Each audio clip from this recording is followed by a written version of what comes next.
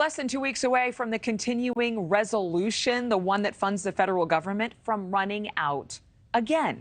The deadline for a budget to be passed in Congress is the 16th of the month. And one of the main sticking points has been the military funding for wars overseas, particularly, of course, Ukraine and Israel.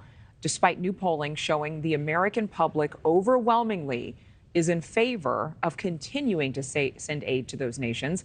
Our Alina Shirazi is live in Washington to break down the numbers. Alina, it's the song that never ends, getting to a long-term spending plan. It sure is, Adrienne. Good morning to you guys. Well, a new letter from the Office of Management and Budget is addressed directly to the Speaker of the House, Mike Johnson, asking Congress to act quickly, saying that money will in fact run out by the end of the year if they don't do something.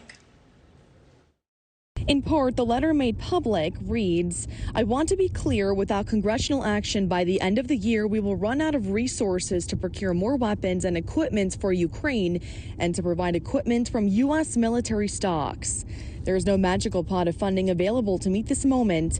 We are out of money and nearly out of time." NewsNation's exclusive new DecisionDesk HQ poll found a majority of Americans, roughly 60%, support the idea of the U.S. supplying Ukraine with some sort of military aid, but Americans are split as to the extent to which the U.S. should help.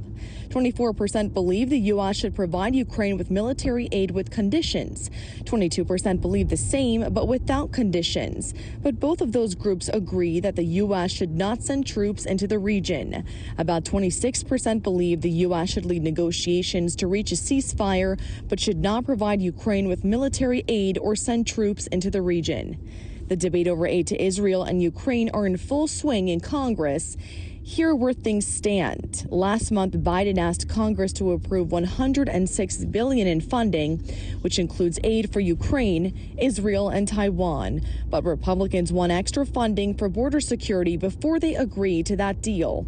As the clock winds down to get a deal done, Defense Secretary Austin is calling on Congress to not only pass more funding, but also warning against isolationism in these conflicts. You'll hear some people try to brand an American retreat from responsibility as bold new leadership. So when you hear that, make no mistake, it is not bold, it is not new, and it is not leadership.